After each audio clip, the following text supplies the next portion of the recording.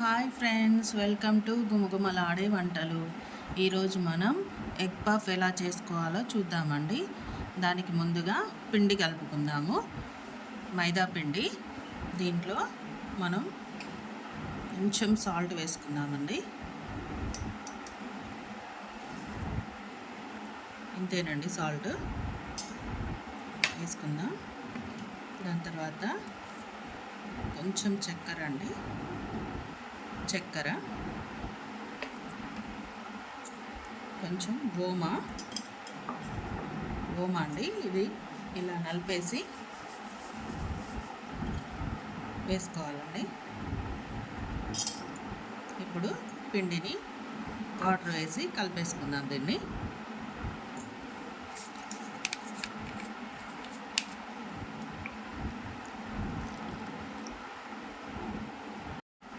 ఇలా కలిపేసుకోవాలండి పిండిని. సాఫ్ట్గా ఇలా ఉండాలి, మెత్తగా. ఇప్పుడు దీన్ని మనం ఒక స్పూన్ ఆయిల్ దీని మీద వేసేసి ఒకసారి కలిపి ఆయిల్ అంతా దీన్ని పట్టేలాగా కలిపేసి పక్కగా పెట్టేసుకున్నామండి ఒక 10 నిమిషాలు. చూడండి,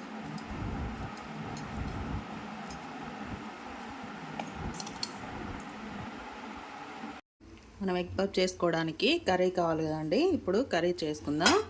దానికోసం 3 ఆనియన్స్ తీసుకున్నానండి, 1 పచ్చిమిర్చి, 1 టమాటా కట్ చేసుకొని పెట్టుకున్నాను. ఇప్పుడు మనం ఆయిల్ వేసుకుందాం.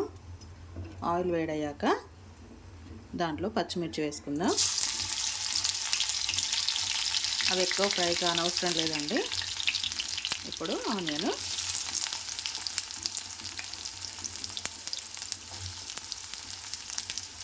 వేసుకొని ఆనియన్ని ఒక 5 మినిట్స్ ఉడికించుకున్నామండి. అవి మెత్తగా అయితే సరిపోతాయండి. చూడండి, ఇలా ఫ్రై అయిపోతే చాలండి. ఇప్పుడు మనం దీంట్లో కట్ చేసుకున్న టమాటా ఉంది కదండి, ఒకటి, అది వేసేసుకుందాం.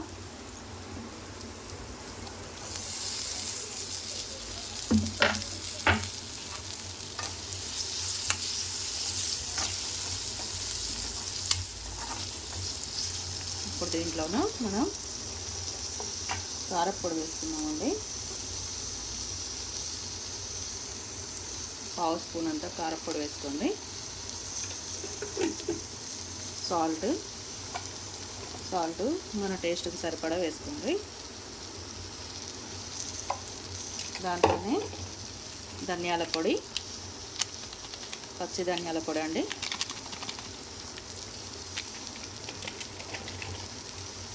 గరం మసాలా,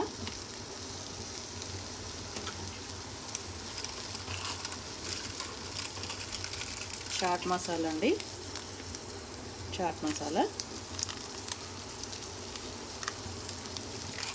ఇది కొంచెం వేసుకుంటే చాలండి, చాట్ మసాలా.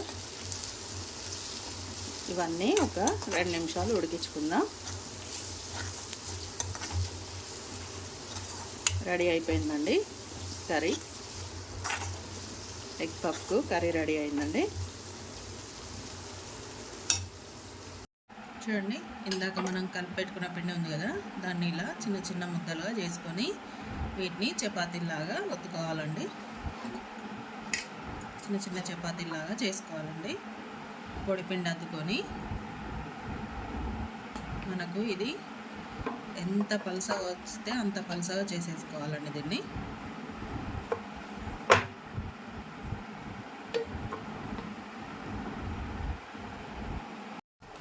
చూడండి, ఇంత పలుసగా చేసేసుకోవాలి వీటిని. ఇలాగే నేను అన్నీ చేసేసుకున్నాను.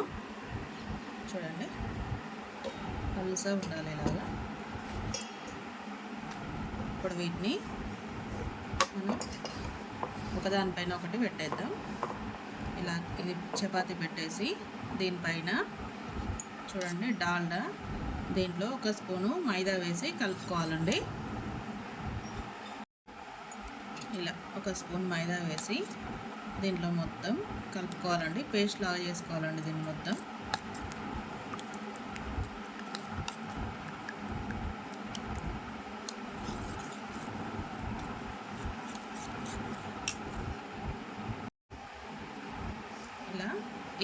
ఇది కలుపుకున్నాం కదండి, మైదా ఉన్న డాల్డా. ఇప్పుడు ఈ చపాతి మీద ఇది అప్లై చేసుకోవాలి మొత్తం.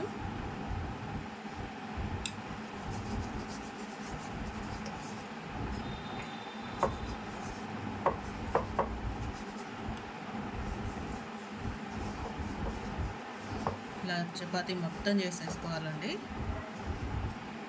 ఇలా చేశాక దీనిపైన పొడిపిండి చల్లాలండి, మైదా పొడిపిండి.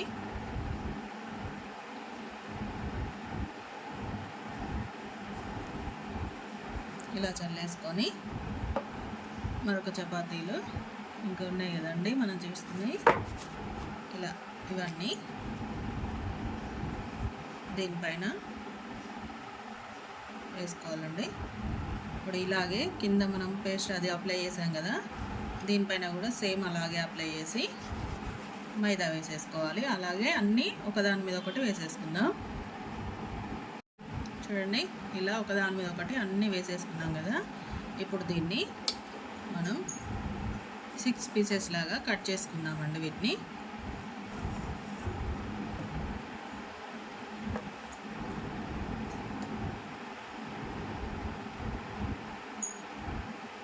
ఇలా సైడ్లో తీసేయాలండి కొంచెం.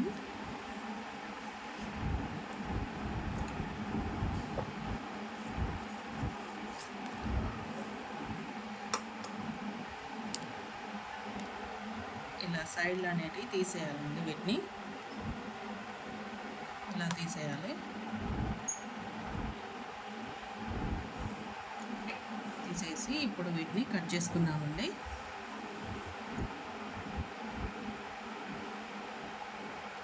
చూడండి, మధ్యలో కట్ చేస్తున్నాను. కట్ చేసి సైడ్ ఎక్స్ట్రా పీసులు అండి ఇవి తీసేసాను. చూడండి, ఇప్పుడు వీటిని సమానంగా 6 వచ్చేలాగా చేసుకుందామండి. మనం 3 eggs తీసుకున్నాం కదా, 6 వచ్చేలాగా చేసుకుందామండి. చూడండి, 1 2 3. వీటిని ఇప్పుడు పక్కకు పెట్టేసుకొని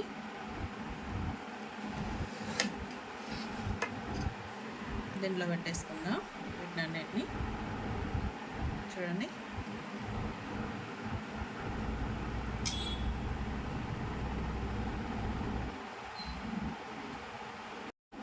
ఇదిగో ఇలా ఒక పీస్ తీసుకొని, ఇప్పుడు మనం కట్ చేసిన దాంట్లో ఒక పీస్ తీసుకొని దీనికి పొడిపిండి అద్దుకొని కొంచెం పలుసగా చేసుకోవాలండి. ఇలా పొడిపిండి అద్దేసుకొని దీన్ని కొంచెం పలుసగా చేసేసుకుందాం. ఇలా చూడండి, ఇలా చేసేసుకోవాలి. ఇలా చేసుకున్నాక మనం రెడీ చేసుకున్న కర్రీ ఉంది కదండి, కర్రీని దీంట్లో పెట్టేసుకుందాం. చూడండి, కర్రీ దీని మీద పెట్టేసుకున్నాం. ఇలాగా ఇలా పెట్టేసుకొని మనం బాయిల్ చేసుకున్న ఎగ్ ఉంది కదండి, దీన్ని హాఫ్గా కట్ చేసుకోవాలండి. సగానికి ఇలా కట్ చేసుకొని ఈ హాఫ్ని దీనిపైన పెట్టేసుకుందాం. ఇలా పెట్టేసుకోవాలండి. ఇలా పెట్టేసుకొని ఈ సైడ్లో ఉన్నాయి కదండి కొసలు, మనం దీనిపైకి ఇలా పెట్టేసుకోవాలండి.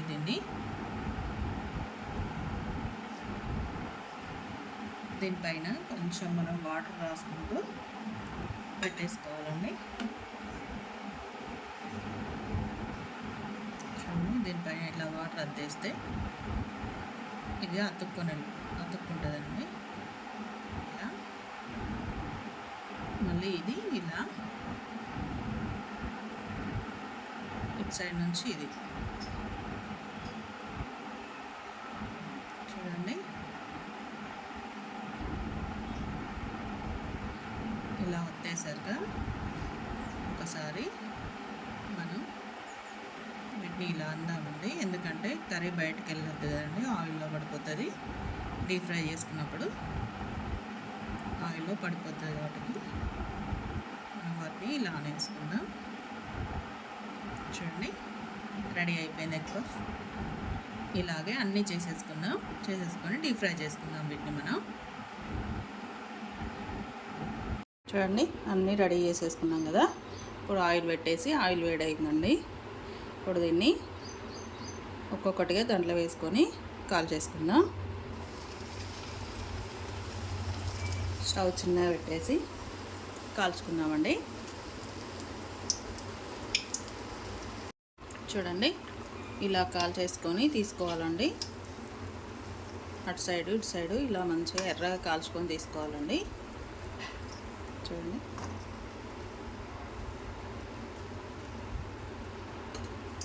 అలాగే మిగతా అన్నీ కాల్ చేసుకుందాం.